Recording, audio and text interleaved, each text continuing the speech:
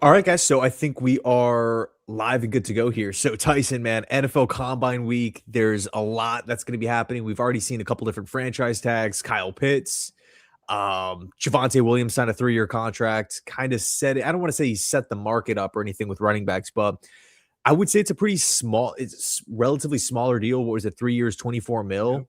$14 million guaranteed for a running back coming off that season.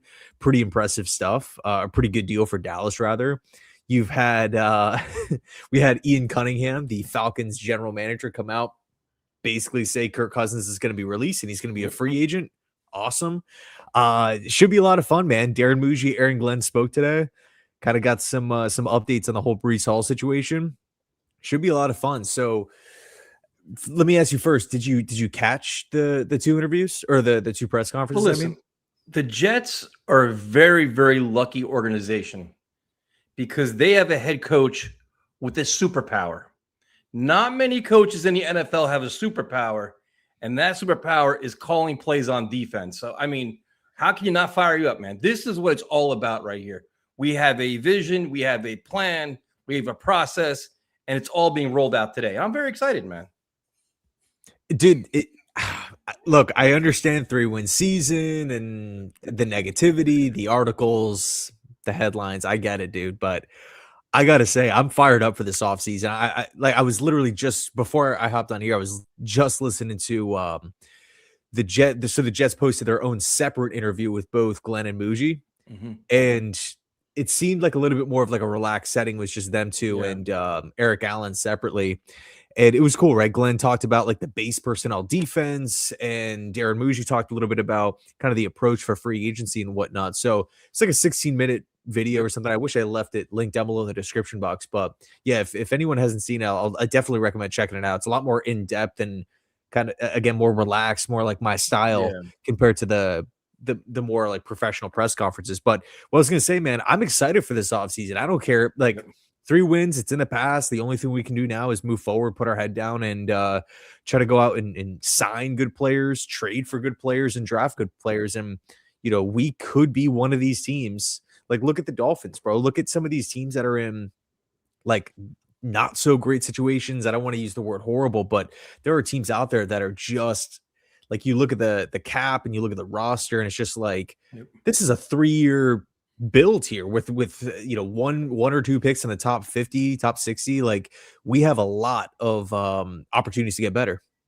Yeah, well, that first opportunity is the whole Breece Hall situation where Darren Muji today asked, they asked him, "What do you want to do?" He's like, "We want to keep him." They have a week to get a deal done with him, and if not, they're going to use a tag. What tag they use remains to be seen. But let's go back to that Javonte Williams contract, because what do you think Breece Hall is looking for in terms of a contract? Does he want a 3-year deal? Is he saying, you know what, give me James Cook contract, give me 3 years, $36 million, give me 4 years, $40 million?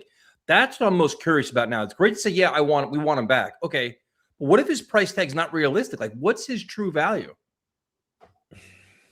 I mean, for the Jets, I feel like we got to overpay. I think it's going to be more than the tag on like I think if you're Breece Hall, it makes 0 sense to ask for less money on an annual basis compared to the tag, which is at what, 14 million a year? 11.7. Yes, it's 11.7 for the transition, and then it's 14. I think it's 14.3 for the standard one. So you got to imagine, like, I don't see Breece Hall signing a contract at $9-10 million per season. That just makes no sense. I feel like the starting point should be at least the tag number on an annual basis, right? Yeah, I mean, I would think so. But like, you're going to shoot for the stars, obviously. I think Breece is going to say, I don't want to sign anything. I want to test free agency, force the Jets' hand to tag him, and then see what happens. But like, what is Kenneth Walker going to get in free agency? Like, what's the value? Because and I understand that like Breece Hall's a great player, but is he a $14 million a year player? And we have cap space. Who cares? No, I care, because you don't want to overpay a player, or especially at a position of need. Is running back this crucial position where you have to have a, perceived superstar running back at $14 million per year? So if he says, you know what, I'm not going to sign a contract, tag me. Okay, fine. I'm guessing transition tag, but just for the sake of this, let's say franchise, $14 million a year.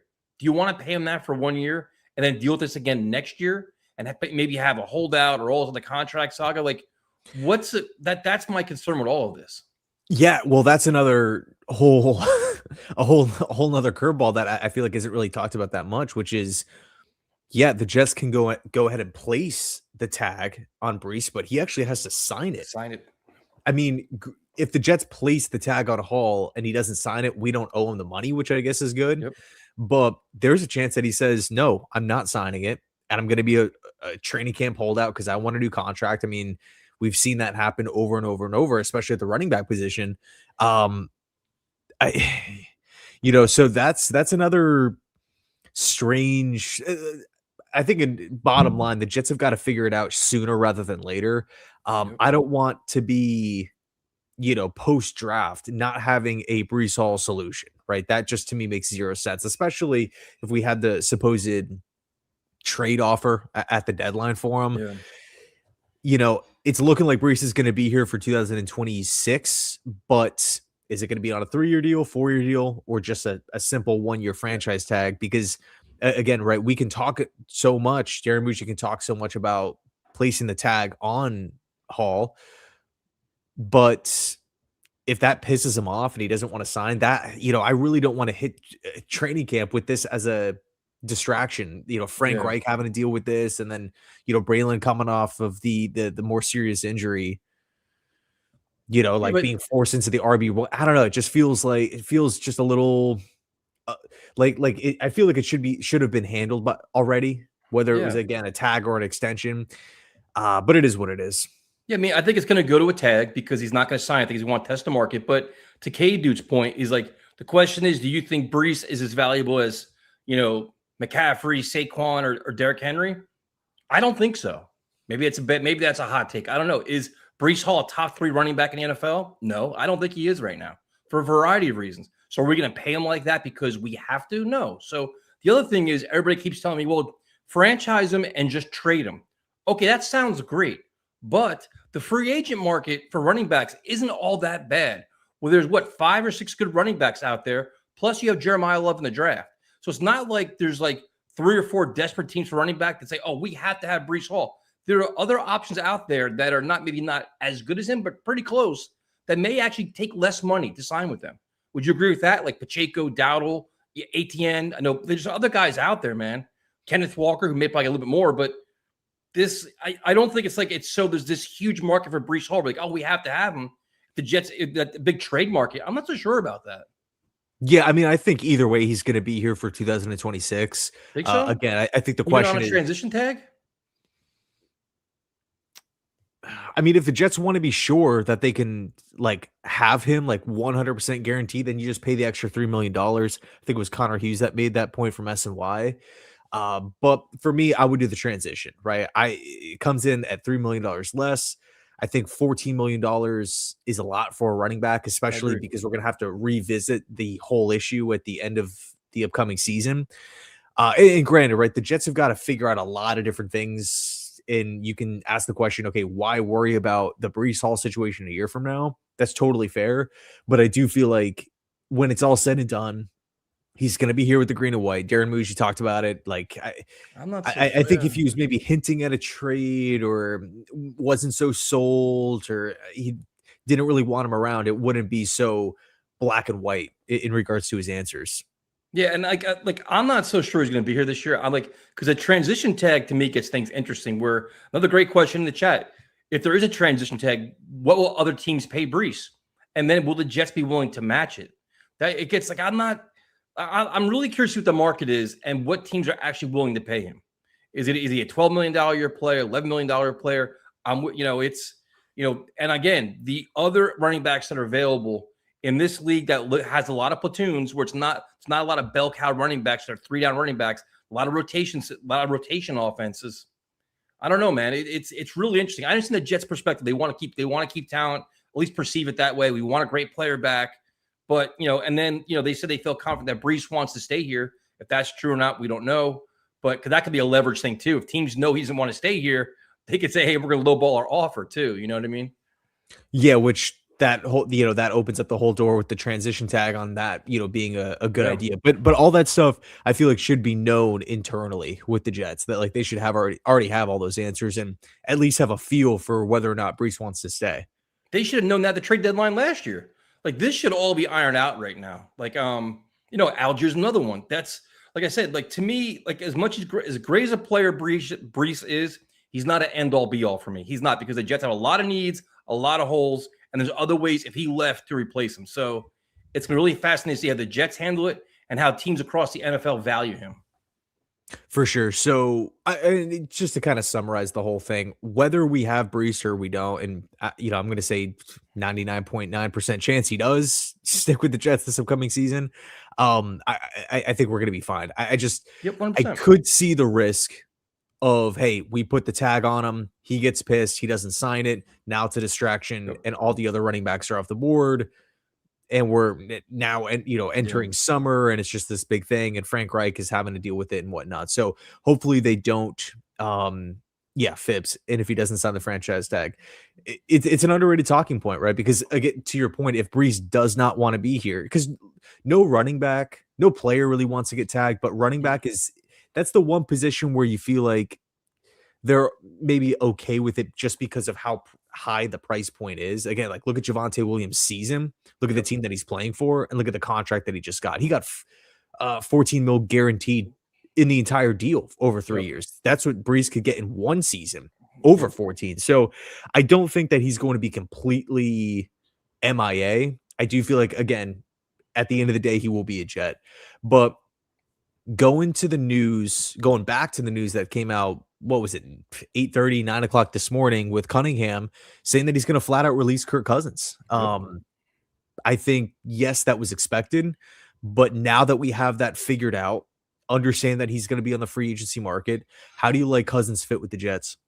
I like it. I like it a lot, to be honest with you, because the goal here is to have a competent, competitive quarterback that can help you compete in games, also mentor young quarterback, can actually, run out your offense and roll it and complement your playmakers. So it's an option. The thing is he a quarterback that wants to go to a team where he can actually win? Is he like, is Cousins, like, is he a starting quarterback for a lot of teams? Or could the Steelers be interested? Could the Vikings be interested? Teams have a better chance to win. Could they lure him away from the Jets? But I think you got to make that phone call, man. He's got a relationship with Frank Reich.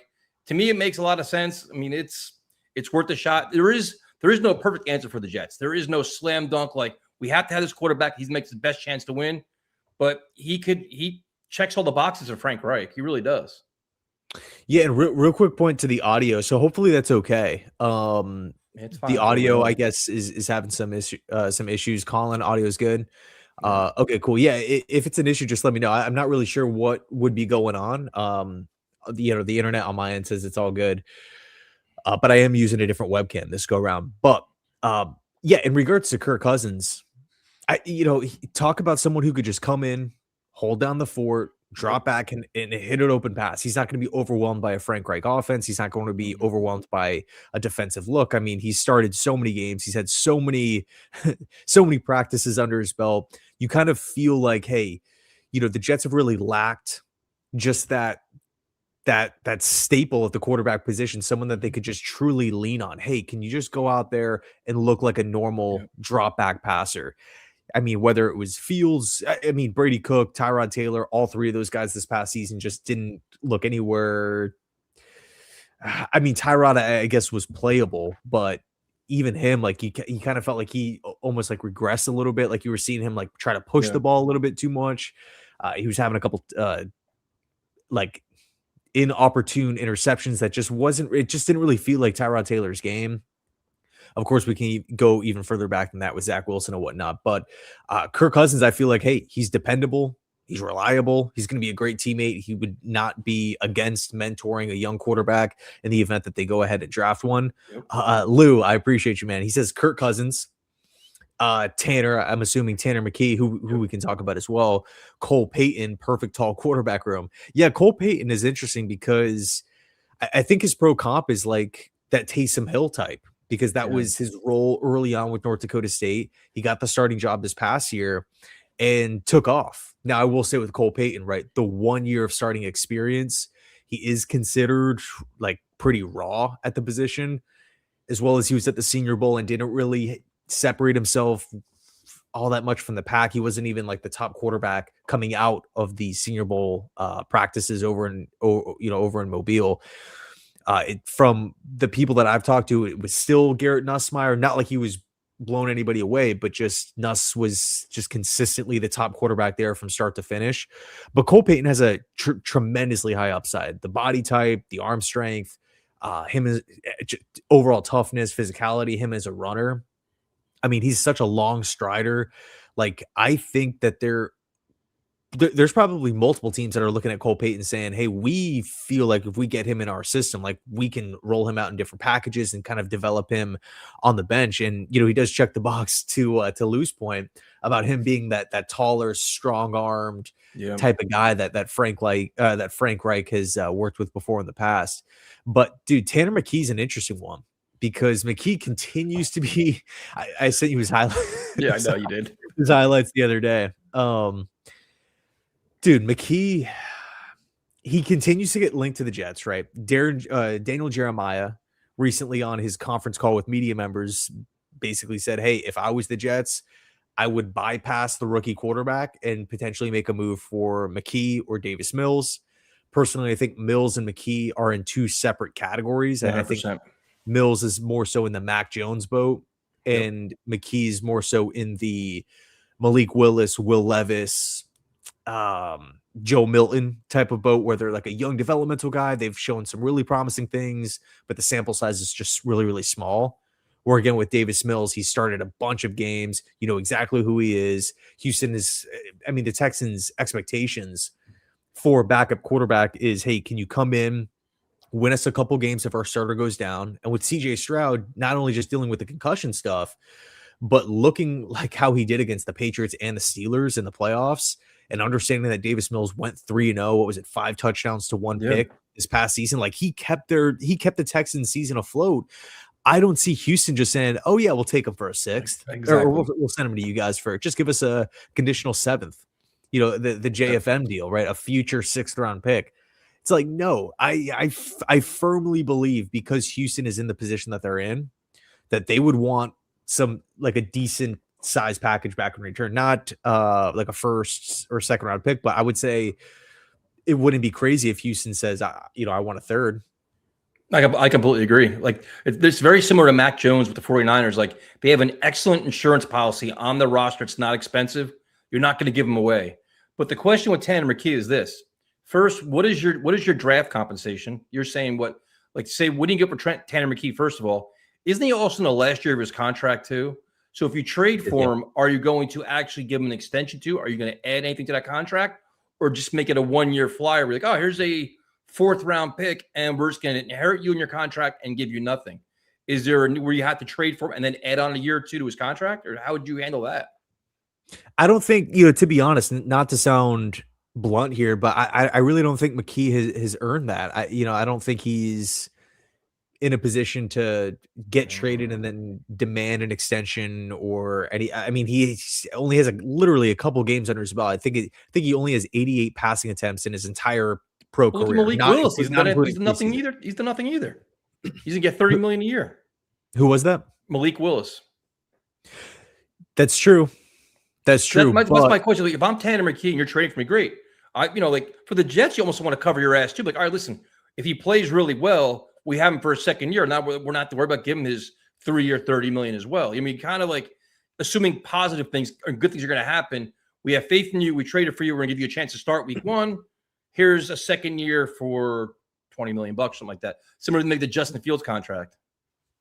Yeah, I mean that's kind of like, I'm sure if you ask a Vikings fan, like, did you wish you give, maybe extended Sam Darnold or gave him a 2-year contract compared to just the 1? I think probably a lot of people would have, had it a different way. And then also, same could be said with Daniel Jones. I mean, unfortunately, did get hurt, but I always like 2-year deals for that. But the other question is, so Tanner McKee is an option, but going back to Kirk Cousins real quick, sounds like he checks all the boxes. Sounds like he also wants a payday too. This is probably his last payday in the NFL. He's not going to come cheap. I highly doubt he's coming for 10 million a year, 15 million a year with other suitors as well. Would you be comfortable paying him 25 million a year for 1 year? Or maybe when you give him two, like what kind of contract do you give him? A 1 year deal, a 2 year deal? Ideally, maybe you do 2 year deal where it's this year a starter, yet next year the mentor for hopefully the draft pick or whoever else. Like, how do you put together his contract? Which player did you mention? It's slightly cut out. Oh, sorry, Kirk Cousins.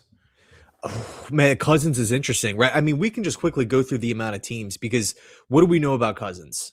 We know he's up there in age, and we also know that he wants to start. Yep. So And he wants to get paid. I mean, I don't know. Does he? I mean, He's he just got $100 million he from don't Atlanta. Care. Especially if he's going to go to a team, he's going to want at least, if you're going to give Malik Willis 25, 30 million a year, he's going to want starting quarterback money. He's going to want, I'd say, at least 20 million, right? He's going to have to. Well, that's not that much. That I wasn't picturing like 6 or 7 mil, but I don't think Cousins is going to get 40 plus. But so if you're the Jets and say, listen, we're serious about having you here, week 1 starter to turn around our offense and be our leader, we're going to give you 2 years, 40 million. What are we giving him? No, I think it's going to be more than that. I would probably say, man, I mean, 2-year deal is, I feel like kind of pushing it. I think ideally I would just go for a 1-year deal. I would do 2. I'm a 2-year player. I think you have to. I just think you do because you're implementing your offense with him. Saying he stays healthy and plays all this year, you bring him back next year and then kind of phase him out and bring in the young kid. You'd want that you're bridging your Band-Aid going into next year as well. So instead of talking contracts, let's first talk about Kirk Cousins' market, which I think is like who are the teams that are realistically coming to the table with these contract offers, and then from that point, let's try to narrow it down. Right. So out of the teams that need a starting quarterback, Raiders, we can cross them off, right? With Mendoza. We could talk about Cleveland.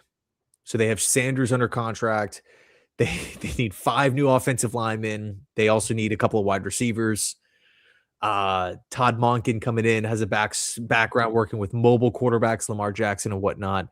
I don't think Cousins is a fit in Cleveland. Just my guess. We could talk about Miami. I mean, they're completely blowing it up with Tyreek Hill, Chubb, James Daniels. All those guys are gone. Pittsburgh, Minnesota. Yes, because they're both win now teams.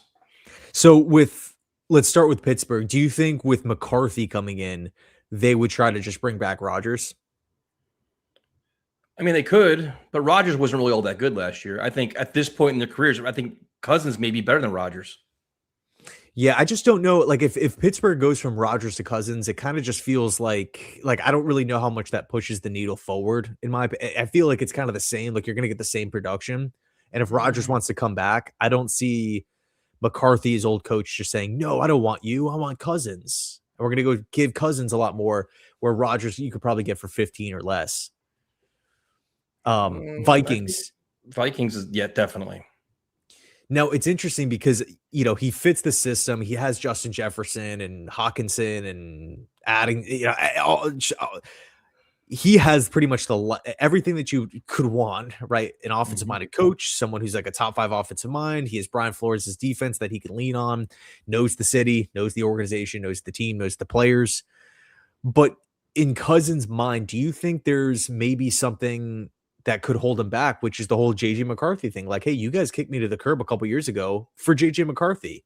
If I'm coming back to you guys, I want a guaranteed starting spot. I'm not coming back to compete with McCarthy or to show him the ropes for a month and then you pull the plug on me and go with McCarthy until he's ready. I don't know. I mean, I know they fired Adolfo Mensa, their general manager, and they're kind of pinning the whole McCarthy pick on him. But I don't know, man. Like, do you think that is even being factored into Cousins' mind, or do you think he just wants, I want to be a guaranteed starter. I want to be paid like a guaranteed starter for the entire season. If Minnesota can't give him that, do you think he's still going to go and make Minnesota a priority? But is Minnesota in a spot to not give him that with a true win now team that's a quarterback away? like Kevin he's facing some heat right now, man, where it's like they really blew it. So, right. I understand what you're saying. General manager's gone, got a relationship with Kevin O'Connell. Like, I don't know. It's a very good question. But I think Cousins wants to win too, man. He doesn't want to go somewhere and get his ass beat either, though. But which he may not. Jets got a good offensive line. Their Jets have some potential to run a decent offense for him. But I think it's going to come down to money and opportunity. Will the Jets give him both? Will they give him the money? And the question is too, are you willing to say you give Cousins $28 million a year, right? How much is a drop off from Cousins to Marcus Mariota or these other guys or Brissett that are these guys that'll come a little bit cheaper? Like you're looking at age, you're looking at contract, you're looking at all these different things. How much is the drop off from all these guys that are free agents? I know Brissett's not a free agent, but you know what I'm saying? Like that's where it gets kind of interesting. Mariota played really well this year, younger, probably cheaper. Like what's your take there then? Yeah, Mariota I think will definitely be cheaper. But I do think with Cousins, obviously you have more of a resume. You also feel like if you are the Jets, you can say, okay, well, if we bring Cousins in, we protect him, hopefully no MetLife turf thing happening, Right. but he can, he is definitely someone who can roll out there for 17 games. I don't know if we can say that about Mariota. I don't know if we can say that about, maybe even like a Tanner McKee or some of these younger guys. Right. Definitely not a rookie up to this point. So I mean, I think Cousins is probably the safest option out of all of them. And again, kind of going back to the start with him just being straight up out on the open market and him just understanding, hey, I got $100 million over these last 2 seasons with Atlanta, right? So he's and not to mention the contract that he got with Minnesota, right? Yeah. Originally, I'm not saying that Cousins is saying, oh, I'll sign for whatever, but I don't want him. I just have a hard time viewing Cousins at his age saying I won't play unless I get 40 mil. I refuse. I think he has some leverage, man. You want me to come save your franchise and be the face of your franchise and help build your offense and make you guys competent and relevant? I want to get paid for that. I want to get paid for my services. Probably his last big contract. He's not going to come cheap, man. He is like the business hall of fame of quarterbacks, man. He has played this system right, with the franchise tags he's done. He's played the game so well in terms of finances. I don't think he's going to give any kind of discounts or benefit of doubt to any team. So would you do that deal? 2 years, 50 mil from Colin here? 40 2 years, 50, 40 guaranteed. Man, that's a really good question. Because he's old. He's 37 years old? I understand it. But a part of me, that's a good question. Damn, I'll say this, right? If you're talking about Mariota, if you're talking about the Malik Willis, you're going to be signing on to be the starting quarterback of the Jets. Therefore, you're going to be getting starting quarterback money. Which going back to the whole Tanner McKee thing, if you bring him into the mix, maybe you go Mariota, you trade for McKee, and then you draft a rookie on day 3.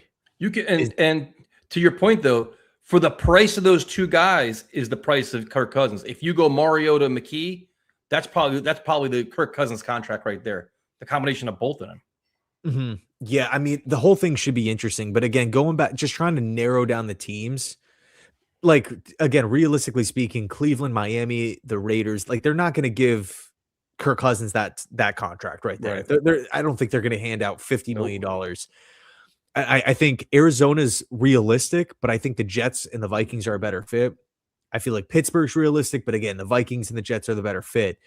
No other team, off the top of my head, would be going all in for a starting Kirk Cousins quarterback unless he decides to hold out and wants to, maybe sign on in training camp to a team as like that emergency guy where he gets a big contract. I mean, I guess you can maybe argue Indianapolis.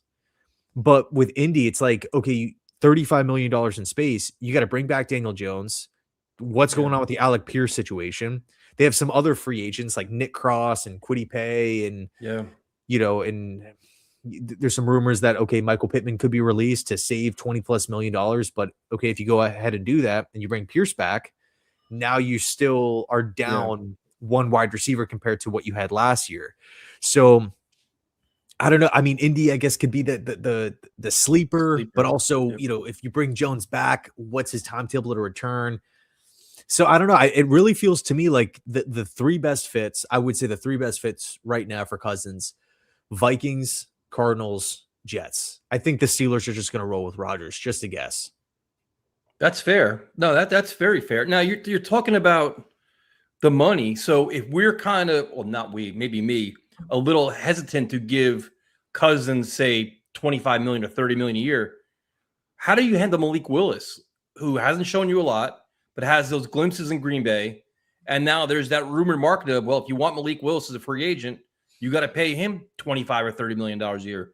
If you had a choice of who to pay, Cousins or Willis, to be honest with you, I'd probably say Cousins, because Willis is a complete unknown. And I don't think the Jets are in a spot to take a chance on somebody like that with all the questions they have. Like it almost seems too risky for him, right? I think it does for the price point, because it just kind of feels like Justin Fields, right? Where Fields can Exactly. be, he could be better than what we think. He could be worse than what we think. And he ended up being a lot worse. But now the Jets have to pay all this money to Justin Fields, and they're still trying to figure that whole thing out, right? On Yeah. how or what type of cut he will be, whether it's a post June 1st where they can save money this season, but essentially pay Fields. What would it be like? I don't know. It would be like 17 mil in 2027 if you do that. Like, so Yeah. again, kind of a weird situation with Malik Willis. Again, Malik, from a playing standpoint, doesn't really have that level of experience like Joe Milton, like a Tanner McKee, but you feel like the price point is astronomically high compared to trading for Milton or Tanner Yep. McKee. Yep. In the background here, I'm looking up Tanner McKee's contract just so we'd have, just It's cheap. It's like some what, 2 yeah, million some or 4 sniffy million or something like numbers. that. So he's a $1.1 million cap hit, unrestricted free agent in 2027. So, I'm really warming up to the idea of, if you want to, and I mean, even who was it before? Lou mentioned, if you want to go after two quarterbacks in free agency and draft a rookie, Yep. cool. Like, at this point, I think I would be okay with it. Again, man, I'm slowly coming around to the Tanner McKee idea. Not that I've ever felt like he wasn't good or wasn't good enough, But but yeah, go ahead. but we could say that, but when you're saying that, are you saying Tanner McKee with another veteran quarterback behind them and then the draft pick, or quarterback to be named later? Because McKee is a relative unknown. And the last thing I want from the Jets is to have a kid that doesn't know what he's doing, is dazed and confused out there, a la Justin Fields, and we have no idea what Frank Reich's offense is. So you want to have that legit adult in the room that's older, more experienced, maybe even ahead of him. Your Mariota, whoever it is you want to put ahead of him, maybe Garoppolo. I don't know what I think you sent me Garoppolo highlights, but right, if you want to go McKee, you need to have another veteran guy with him, the two guys, and then your draft pick Brady Cook, right? Well, I think Brady Cook is done. I mean, if the Jets cut Brady Cook, they'll actually save $1 million, and we Right. also I'm saying signed Bailey Zappi. So you need Tanner McKee's not your end all be all. You need another veteran quarterback with him, probably a guy with a lot of starting experience. I mean, well, I'll say this. I'll say this to kind of differentiate the whole Field situation compared to McKee. Although they're both unproven, or at this point, last season, Fields was unproven. Like, he could get better, could get worse. The difference, I think, is the Jets literally right now have two, I want to say 50 plus years of experience working directly with quarterbacks in Frank Reich and Bill Musgrave. Those two guys inputs, and Darren Muji actually was literally talking about this an hour or two ago.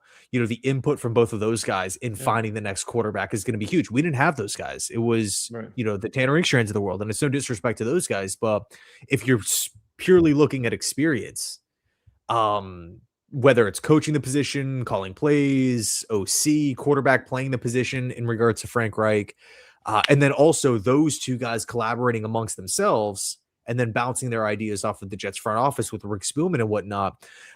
I mean, you got to imagine that they would be able to, they have the ability to find the best available option, and they're not going to be stumped once free. I mean, we still have a lot of time before free agency, a couple weeks.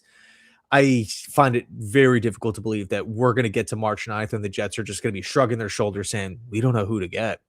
No, I mean I agree, but I'm saying Tanner McKee's not my end all be all. I'm bringing in 2 quality quarterbacks to battle out in training camp. The best man starts, the other guy's the backup, and whatever draft pick you got is sitting there just learning and with no pressure or anticipation of playing it all this season until like week 14 or 15 when everything's gone to hell.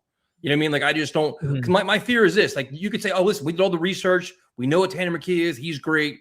He comes out for the first 2 weeks and absolutely sucks. Then what? Oh, now what do we do?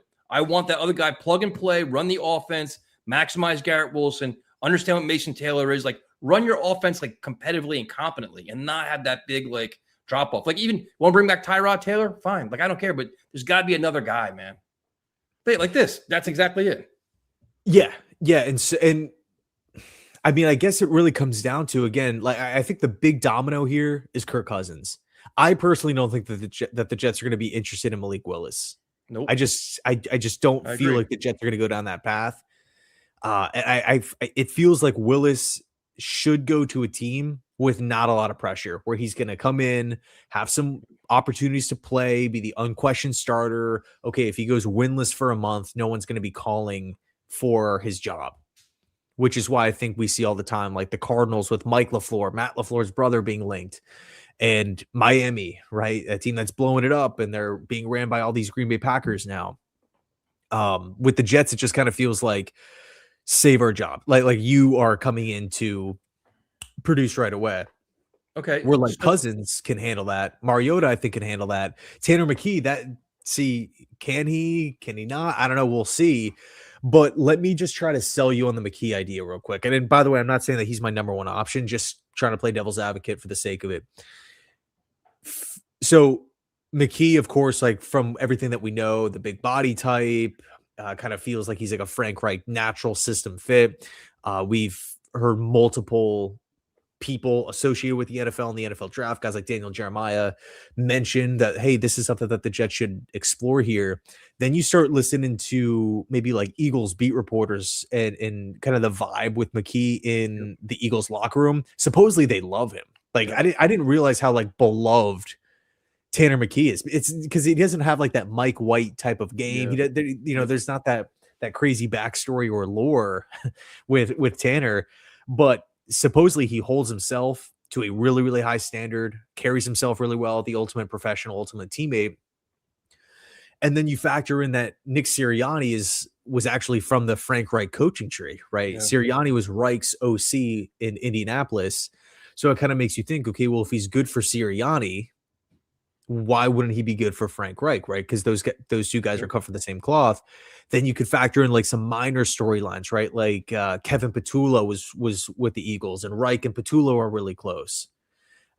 So you got to imagine, okay, there'd be some dialogue there, or at least systematic philosophy carryover. Yeah. If we can get Tanner McKee, let's just say and by the way, just for context, the Jets have extra picks this year. They're at 10 or 11 picks, depending on like the comp picks and whatnot, but 10 or 11. So we have extra picks, and some of those extra picks are on day 3. It's not just the extra first and the extra second. I believe we have two sevenths. We don't have the third. And I think we also have 2 sixths, 190. I think it's 173 and 195. Anyway, we have extra picks.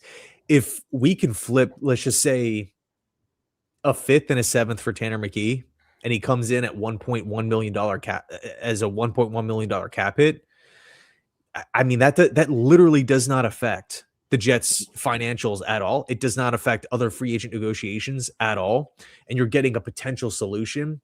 But again, to your point, you kind of need another veteran, because if you say, okay, we're going to go out and get McKee, great. But if he doesn't work and we're winless at the end of September, it can't be, well, he's being sent to the bench and he can't play, and now everyone's going to be fired. It's maybe we get McKee in the mix and Mariota, just like Henry pointed out here, have them do a true quarterback competition in camp, and then maybe like a Drew Aller or a Nussmeier or a Taylor Green or somebody like that, Cole Payton on day 3, where they can just truly get a redshirt year. I mean, unless he's just blowing everybody away in training camp, like where he's just so like Russell Wilson, right? When he comes in, okay. So what came in as a 3rd rounder? Would you rather have Kirk Cousins and Tyrod Taylor or Tanner McKee and Marcus Mariota? You said Cousins and who? Tyrod Taylor. Man, I think if we go with option B, McKee and Mariota, we would have a lot more money to dump into the team. Exactly. And we also get the upside of McKee maybe being, working out.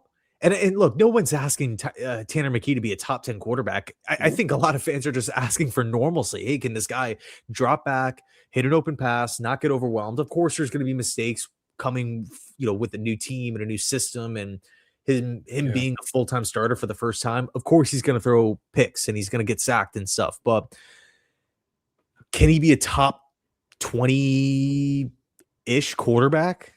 Like if we end the season and Tanner McKee's like, we can say Tanner McKee is the 20th ranked quarterback in football. I think a lot of people would actually take that and say, hey, we have stability here. We have someone who, yes, he might not be amazing or elite or anything, but he could hold it down and just distribute. Now we just have to kind of surround the team with talent, get better on defense, get better at wide receiver, whatever. Like I would sign up for that, man. But with Cousins, again, it depends on his price. If he wants freaking $38 million or $40 million per season, I mean, would I be pissed at it if the Jets sign him to it? No, because we've just been, desolate at the position for so long, just so many years of non-production, if you will. So I'm not going to push back at the Jets aggressively pursuing a Cousins and saying, "What are you doing?" Unless it's just some absurd number. That's a really good question, though. I think right now I'd probably opt for Mariota and McKee. By the way, I think those two were actually teammates. I could be wrong on that, but they might have been teammates in Philly. And you also have the money, the financial difference, and that's exactly what I was going to talk about. McKee and Mariota are both younger, will probably be a little more durable at this point because Cousins he's got the miles on his tires, so they're cheaper, younger, a little bit more durable, and your transition to going to a rookie quarterback won't be as hard either. Where it's you bring back Cousins next year, like, oh, he's here, he could be like the wasted cap space as the younger kid plays. So it's a really, really interesting dilemma here for the Jets. Yeah, I just filmed a video before the stream about McKee. I got to edit it. I'm going to post it tomorrow. Based off of the Daniel Jeremiah stuff, and also too, it's not like we're just honed in on these guys. We can realistically talk about a Davis Mills or even a Mac Jones, right? But I think with both of those guys, kind of going back to the what we were talking about before. Like if you pick up the phone and you call San Francisco, like, hey, what do you think for Mac Jones? Would you take a 6th? Would you take a 5th? They're going to you feel like they'd laugh in your face. Yeah. They're like, no, Mac Jones, Davis Mills, they won us games. If it wasn't for these guys, we wouldn't have made the playoffs. I mean, yeah, I guess you could always argue, take the draft capital and go sign go sign a Mariota after Houston to back up Stroud. I mean, that I guess you can kind of maybe spin it like it's good business, right? Like you're one step ahead of the rest of the league, right? Just sign guys to minimal deals. In spot starts, they look playable, and then we're just recouping extra draft capital for for simple 1 to 2 year contracts for nothing, and we could just go out and do it again. But, and I really don't hate the Mac Jones or Davis Mills idea. I just hate the compensation and potential extension that we'd have to give. I don't think McKee would be coming in, pounding his fist on the table saying, I want $30 million a year. I want $20 million a season. I think the Jets can say, hey, this is you haven't had this opportunity, to start.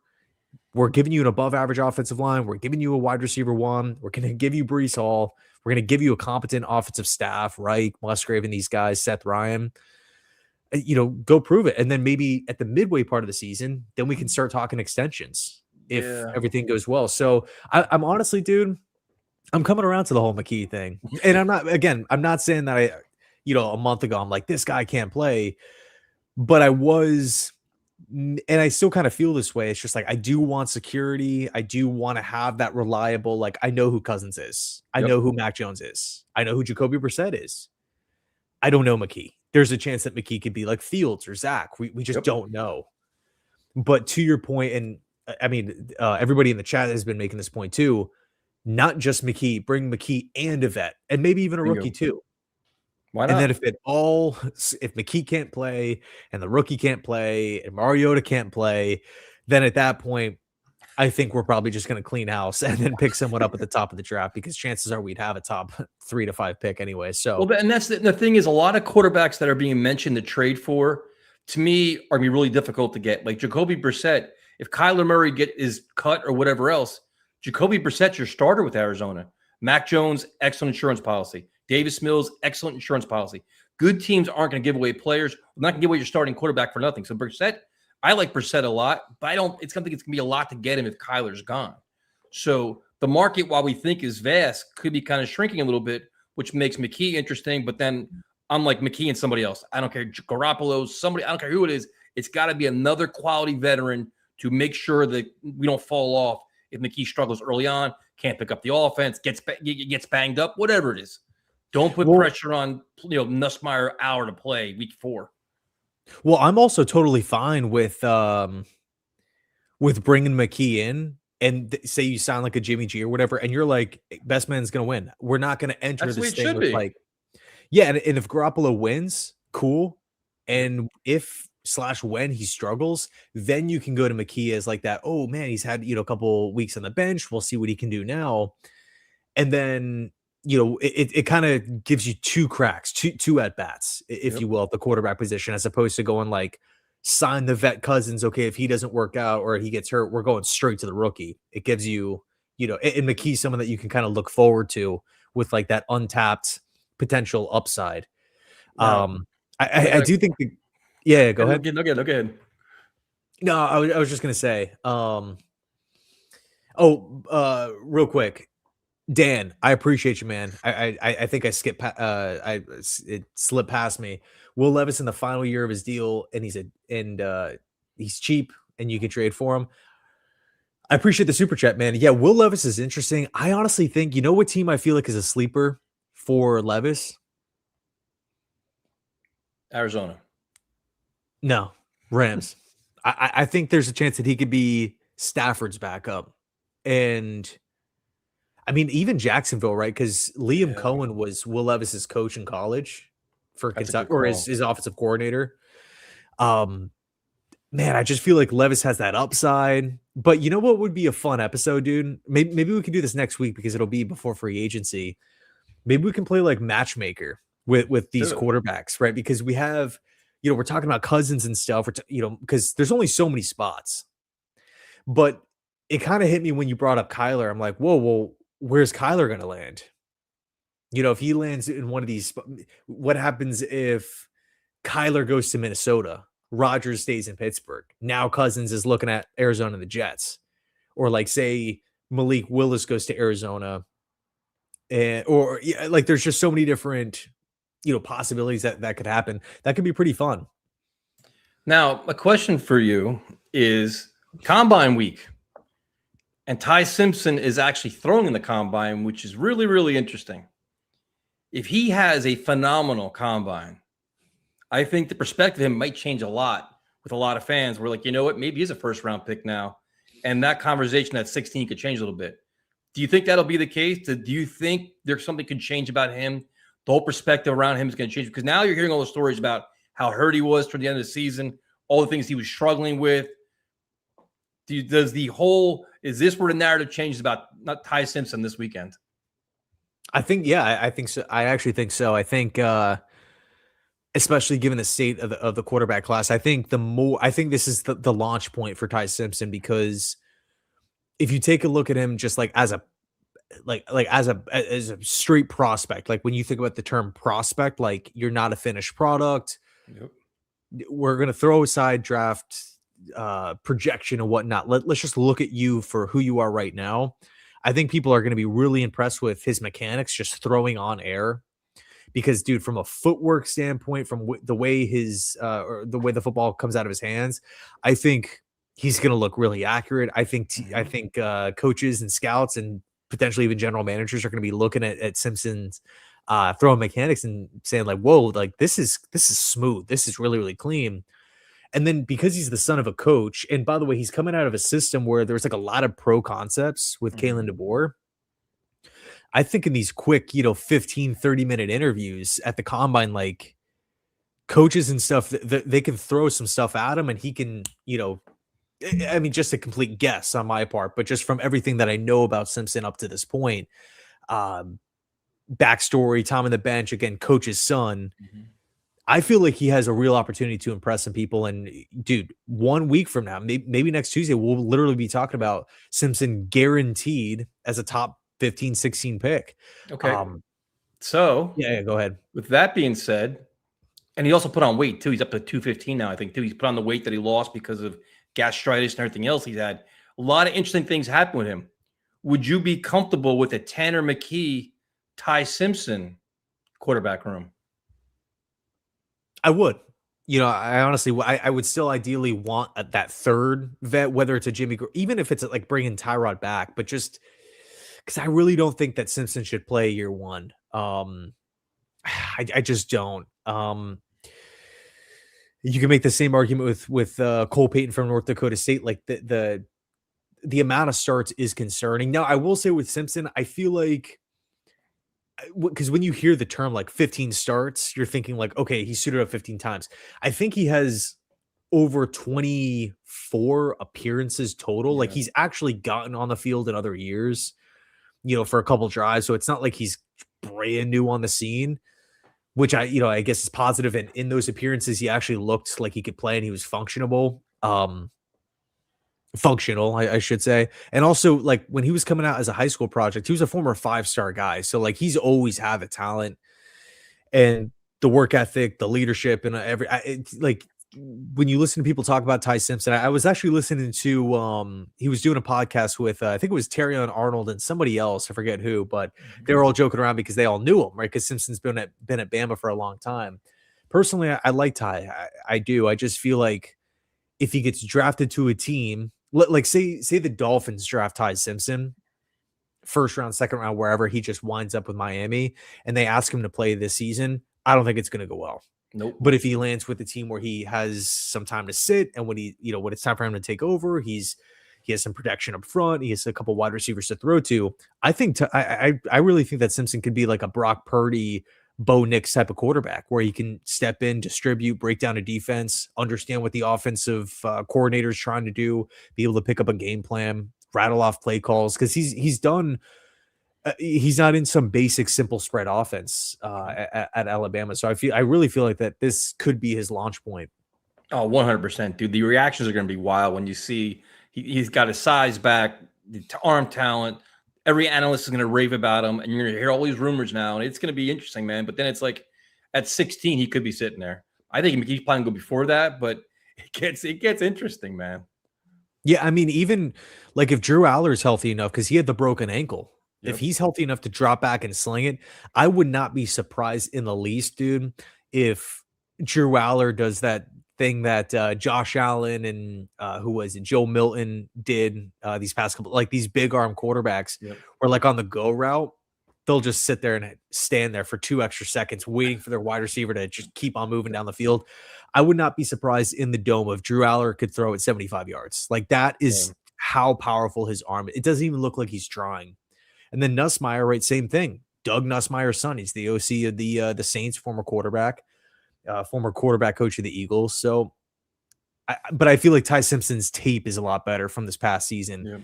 Dude, I remember going on like Alabama message boards during the season, like towards the tail end, and like reading comments from fans saying like, oh, I saw Ty Simpson at this restaurant or, out and about, and he was limping.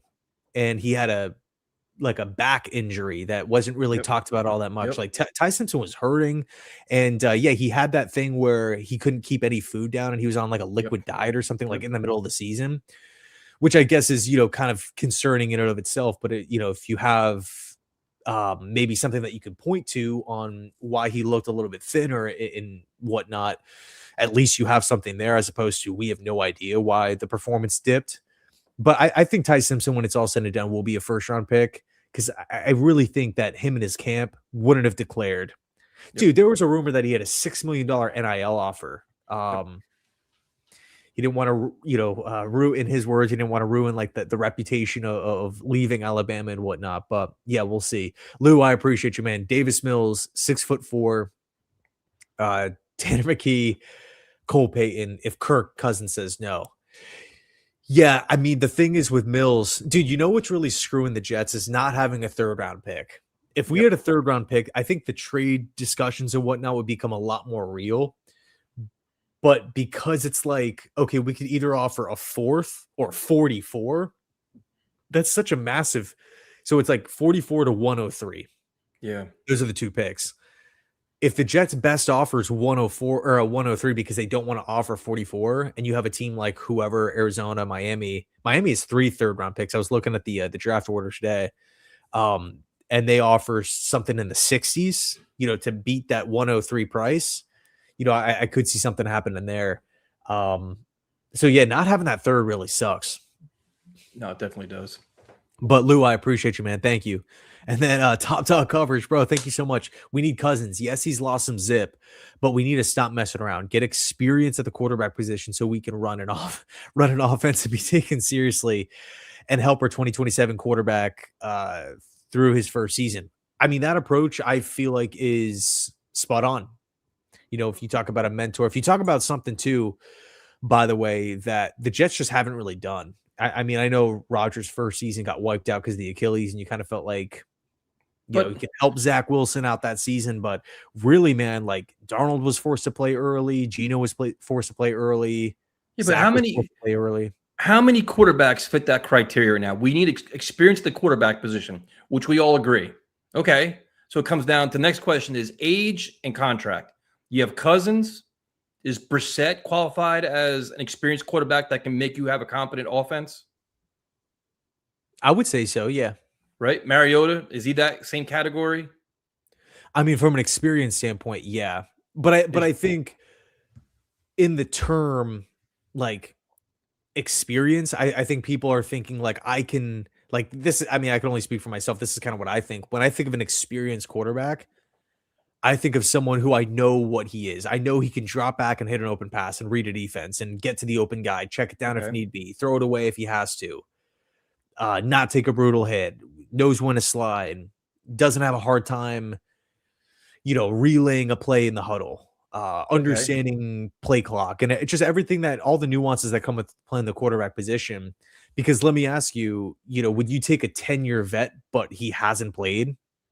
You'd be like, I mean, he doesn't really have experience, like, yeah, he has experience in the league, but he doesn't have on-field experience. With Cousins, I don't feel like he's going to get overwhelmed at all. I feel really good about Cousins. I honestly, dude, I think if we were to just go back, rewind one season and say no Fields, no Taylor, no Cook, Cousins starts the entire season, how many wins do you think we would have had? 6, 7? Probably. Just with that simple swap. Not talking about any other draft picks, Reese, Downs, Bailey, whoever. Not talking about any other free agency signings, nothing at safety. But that could be said about a lot of quarterbacks, though. Like, I think if you had Jacoby Brissett last year, you probably win 5, 6, 7 games. I mean, I think Mariota, like, our quarterback play was so piss poor that I think you have just average, mediocre quarterback play, you're winning 5 games, 6 games. So it's stuff like, I guess my question was, like, is Cousins in a class by himself in the free agent quarterback class? Do you think it's like, if you had tiers 1, 2, and 3, is Cousins tier 1, Mariota tier 2? Like, how, like, of the experienced guys, the guys that have played there, been there, done that, and started the NFL, is he by himself with that? I'm like, are we including Derek Carr in this conversation, or is he still retired? Like, but where is Cousins in this? Is he really alone then? I would guess that if he hits the open market, there would be quarterback needy teams that call and inquire. And like, I could see Marcus Mariota signing a 1-year, $12 million deal to be a starter. Okay. I can't see that with Cousins. I feel like he's going to get more, and I think he's going to want more, right? Because again, of his track record and whatnot. I mean, he did end the season on a winning streak, for what it's worth. It's not like he was bludgeoned weekly, and to top dog's point, He has lost a little bit of zip, and, like, you could tell, like, the speed from the drop back isn't really as good as it was. It's not as fast and as fluid. It takes a little bit longer to get the football out, but I still feel like he's a playable option and is 1000% better than what we had this past season. Wait, so but again, dude, all these guys are better than what we had this season. But now it's like if you had to do quarterback tiers in terms of free agent options, assuming that Cousins is going to be available as of the report today, is he tier 1? And then 2 is your Mariota, Garoppolo, and everybody else. Because if that's the case, then paying a little bit more would make sense for him because you value him that much as your free agent quarterback. Mhm. I would still say Kyler Murray's tier 1. I would probably say Kirk Cousins is tier 1. Kyler's not a free agent, man. Yet. He will be. He will be. I think I think the Cardinals are going to cut him, dude. Oh, then it gets interesting. I mean, who's taking on unless you're trading something, unless you're getting either great capital in return with Kyler coming back to you, or you tell Arizona you better eat minimum 20 million off the contract because he has that weird clause, that weird trigger in the deal. What I think the date is March 19th, where he has a lot of guaranteed money factored in 2027. So you're kind of on the hook with Kyler for 2 seasons at least for guaranteed money if you trade for him and you're giving up something to go get him. So I just don't feel like he's really worth at this point, just based off the contract alone, draft picks. I mean, I feel like he's kind of in the same boat as Tua a little bit. Like, yeah, he's a playable option, but he's the contract. No one wants it. You know, Osweiler a couple years ago or a while ago, right? Deshaun Watson, like no one's taking this contract at all. No, I think there's a report today that most teams know that Tua is going to be cut. They're not going to trade for him. Like that was the report like earlier today. So I think Kyler Murray's in that same boat, unless you want to give Kyler Murray and draft picks to kind of offset the financial demand of the, his contract. But yeah, it's interesting, man. But yeah, dude, top dog, I appreciate you, man. Thank you so much. Let's see, Jake, I appreciate it, man. Thanks. Blue Jay, I appreciate you, man. Sorry, my cat's messing with my leg. Would you say Simpson fits Arizona's offense? 100%. I think Ty Simpson makes so much sense for the Cardinals actually, because they actually have time to build it out. They have one tackle position figured out. I think, but I'm not done on Marvin Harrison. I know his reputation is not all that great, but I still feel like he has all the potential in the world. Trey McBride is there. Wilson's coming off a career year. Mike LaFleur, West Coast offense. I mean, I don't think it's a coincidence that everybody says Ty Simpson's best fit is with the Rams at the end of the first round, or even maybe at 13. So if Mike LaFleur, who's coming in to the Cardinals from the Rams, I honestly think that is a perfect fit. The problem is, do you just say, screw it, we're going to take him at 3? Or do you want to risk it and wait until round 2?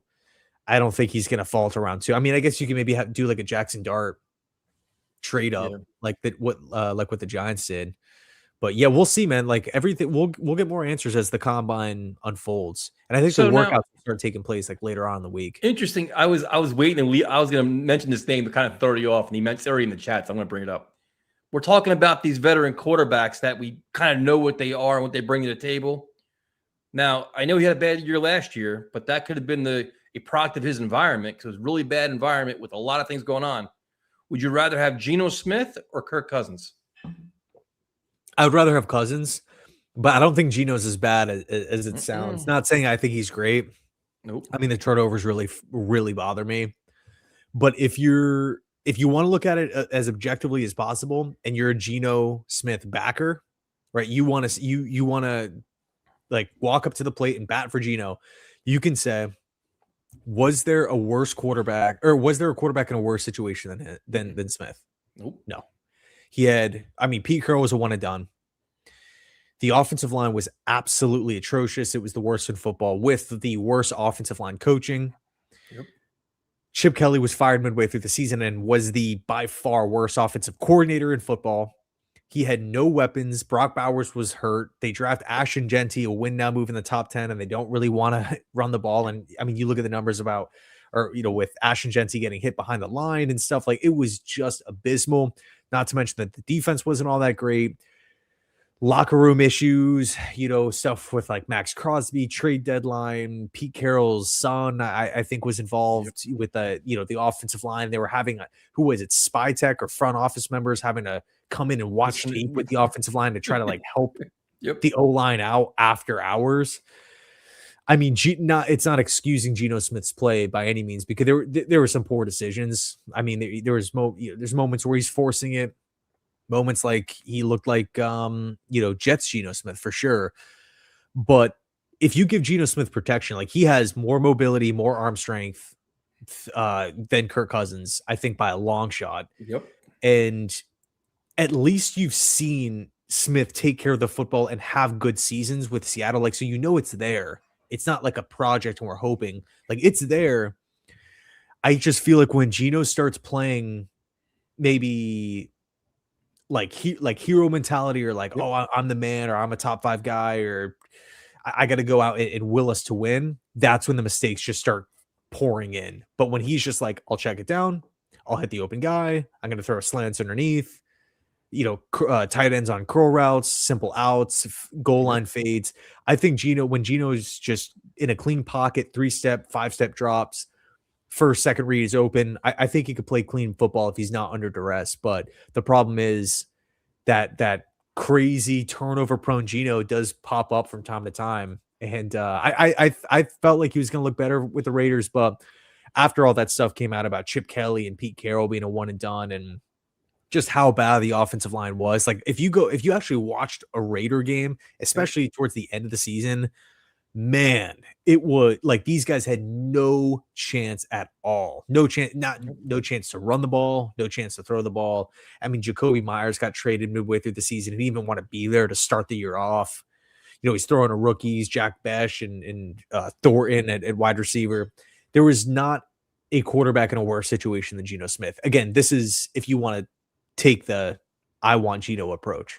No, 100%, man. You can make a really good case for him, actually, based on all of that and the faith that you have in Frank Reich and good offensive line, running the football with, in theory, Breece Hall, Garrett Wilson, Mason Taylor. You're going to add some pieces. You can make a case for him, man. He probably won't come back to New York, and I don't blame him, but to me, he's a better option than Kirk Cousins, and maybe a little bit cheaper, too. I'm not, you never know. You think Smith's a better option than Kirk Cousins? I think so. I do. I know I'm crazy, but I think he's a better option because of his mobility, durability, arm strength in this weather, and knows the market inside and out and backwards because he's already been here. That's another underrated thing with Cousins is how will the arm, because in Atlanta, it's a dome team. You have the one road game in Tampa and then the one road game in New Orleans. So a guaranteed 9 games in a dome every year. Tampa, warm weather. Yeah, I mean, I do wonder, can Cousins go up to Buffalo in December, go up to New England, and even games at MetLife Stadium, like in early January, and fire passes down the field 20, 30 yards? Or are we going to have to rely on like yards after catch stuff? Like that's a problem with Jared Goff, and Goff's not even, he's nowhere close to Kirk Cousins' age. So yeah, it should be interesting. But Ryan, dude, I appreciate it, man. I think a quarterback tryout should be done. Get McKee, Kirk, Tyrod, and draft one. See what happens in general, because Glenn needs to improve his record. Yeah, I mean, you could definitely take that approach where it's just like more the merrier. We've been a joke for so long on the offensive side of the football. We don't have one. We've been here for a year. Our jobs are on the line. We cannot swing and miss. If we do, we're fired. So do we all want to push our chips into the middle of the table with one guy? So you could definitely take that or make that argument, take that approach. Yeah, but I wouldn't do that one. If you're gonna get McKee, I'm not getting Kirk. I'd get a lesser tier, cheaper veteran. If you're trading for McKee, you think you have something there. Like, all right, we think you'd be a potential starter. You bring in a Mariota. If you bring in a Kirk Cousins, McKee's not starting. Like, it's just basically wasting a draft pick. Right. Dude, thanks a ton, man. I think Ty's going to surprise a lot of people at the combine. People forgot that Ty was viewed as a high top 5 pick back in November. Yeah, the kid has talent. Many teams will see him as a first rounder, in my opinion. Yeah, and another thing too, like kind of going back to what we were saying, Ty didn't have to declare for the draft. And I think there was an article that was released, and Ty Simpson's dad, I think, was talking about it. He was asked, hey, what led into the decision to declare for the draft? And he said, well, out of the 18 teams that we spoke to, because these, prospects get word back from NFL, not directly like the Jets are calling Ty Simpson and Yeah, it's a saying you're going to committee. be a Yep. first, but just the polling, if you will, out of the 18 teams came back and it was 17 teams said you're a first round pick. The one team that didn't said high day 2, but if he interviews well, he will be a first. Yep. And based off of that decision, they decided to enter the draft. And that's something that swayed quarterbacks before in the past. I think it was like that happened to Cam Ward. He declared out of Washington State. They said you're day 3, round 4 to round 5. And he pulled his name back out and said, I'm going to go to Miami, NIL, then becomes the number 1 overall pick. So I do feel like Simpson will be he'll be a first rounder when it's all said and done. Honestly, the mention of the Cardinals before, I think that is a great fit for Ty Simpson, just objectively speaking. Oh, and also too, if Rodgers comes back to Pittsburgh, you can stash Simpson. I mean, McCarthy can kind of relive the Packers days by drafting a quarterback late round 1 and sitting him for a season, probably just one season, not multiple. Joe, dude, I appreciate it, man. Thank you. Thoughts on Tyler Bagent? Bears are Tyson Bagent, man. Come on, man. What are we doing here? Good call. See, for me, I think he's looked okay. I think he's looked good. I'll say I think he's looked good when he's had an opportunity to play. Supposedly, he's really liked in the Bears locker room. I don't really know what the compensation would be because supposedly not only just the players, but the organization really likes Bagent. So I don't know, like, is he like, would they, get rid of him for a 7th or a 6th? Like, I kind of feel like, I don't think so. I mean, they actually went out and re-signed him. So I don't know if they would turn around and then just flip him unless they get like something of value in return. Like, I don't know if they would move off of Bagent for like a 2026 7th round pick or something. I personally don't feel comfortable giving up more than a 6th for Tyson Bagent. Appreciate it. Cool. So next week we'll be over on Tyson's channel. This week we had to start an hour early. And then what, are you going live now? I'm going live at like 8 o'clock. But I got one more question for you. Yeah. Because this is something that came up today that Darren Muji talked about, was the whole Will McDonald 5th-year option, where he's like, oh yeah, we're exploring all options like that. Do you think the Jets pick it up? Because wouldn't it be like $15 million for Will McDonald to pick up his 5th-year option? Or is that kind of a thing where saying, listen, we want to keep him, but if Robert Saleh wants to trade for him, we're not opposed to doing it either. Do you think they pick it up or no? I do. I do think. I think if you're comparing Will McDonald to Jermaine, Will's a little bit younger. Will's a little bit cheaper. He's under control for the 2 seasons. And he hasn't had that major injury like Johnson. Because if Johnson comes out and, everybody's healthy this season, we're at Halloween and Johnson has like a sack and a half. I don't know what his value is going to look like at all, right? With the Achilles and factoring everything in. And he's on the expiring deal. So you kind of have to figure it out. With Will, if he is at, say, 5 sacks at Halloween and is looking like a rotational piece, or maybe we go out and we draft just an absolute slam dunk at 2, Reese, Bailey, Bain, whoever. And then Will McDonald is now in this kind of rotational role like Bryce Huff was. Yeah. And he's in cleanup duty and he's racking up all these sacks and he's really like putting his athleticism on display. And at the same time, like minimizing his weakness, which is setting the edge and stopping the run. Will McDonald's numbers, or maybe his efficiency numbers, could shoot up. And now it's like, whoa, $15 million for Will McDonald. I mean, we know how much these edge rushers get paid. This is actually a sweet contract, and it doesn't really feel like an overpay. The one thing that's tough, man, is that you just kind of feel like you just keep going back to that Browns game where it was like the 4 sacks, literally half his sacks came in one game. And I think there was a lot of games where he disappeared. I heard the stat today. I think it was he had all of his sacks in 3 games, I think. So I don't know. I still like Will McDonald a lot. But I do feel like as a designated pass rusher on obvious passing situations, that's the role I want him. I don't want him as an every down, set the edge, stop the run type of guy. I want him to pin his ears back and attack. Yeah, it's a really good point about Jermaine Johnson too, because he doesn't play that well this year, and he's gone. You literally have nobody left if you don't pick up his option. You'd have Will McDonald be gone, Jermaine Johnson be gone, so it makes a lot of sense to pick it up. But I'm just curious to see the role Robert Saleh plays this year of trying to get his former defensive players. Sherwood, Jermaine Johnson, Will McDonald.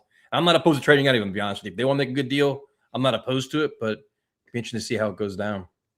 Yeah, I mean, we were talking about third round picks before. I wonder if we can get a third, or like if teams would even offer that up to this point.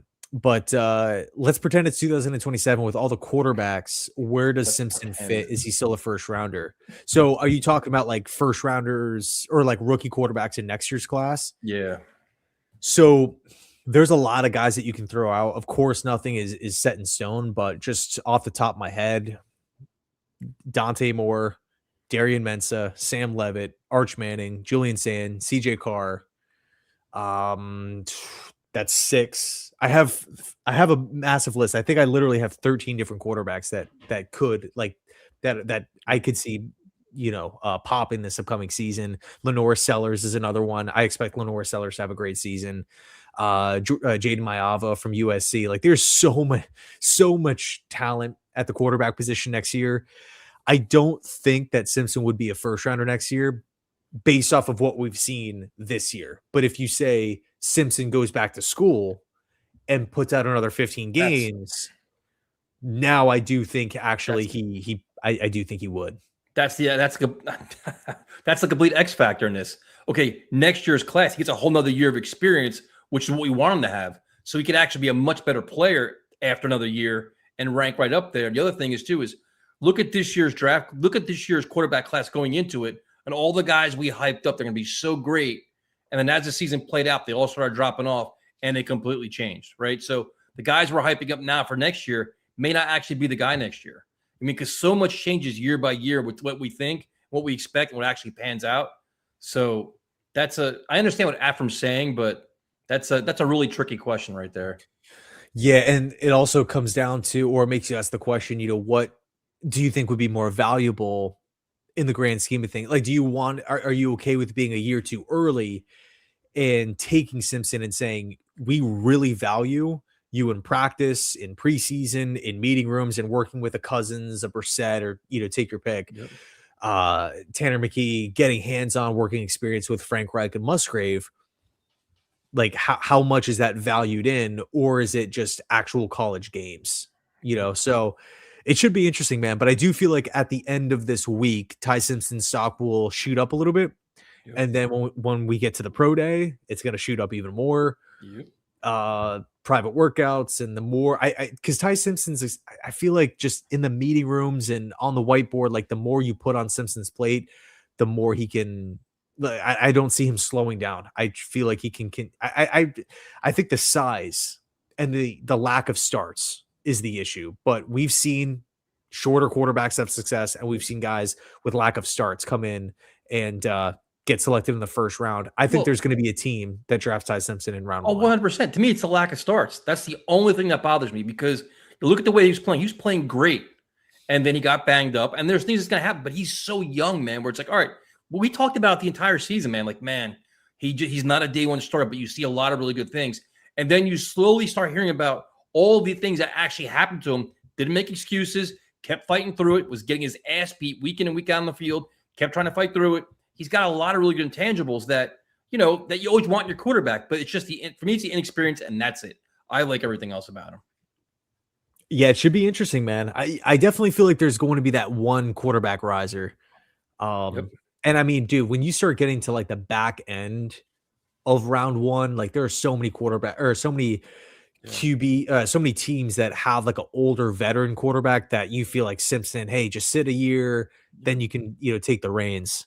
Lots of teams that really make sense. It's actually pretty crazy thinking about the different spots that Simpson can end up. So anyway, next week we'll be over on Tyson's channel.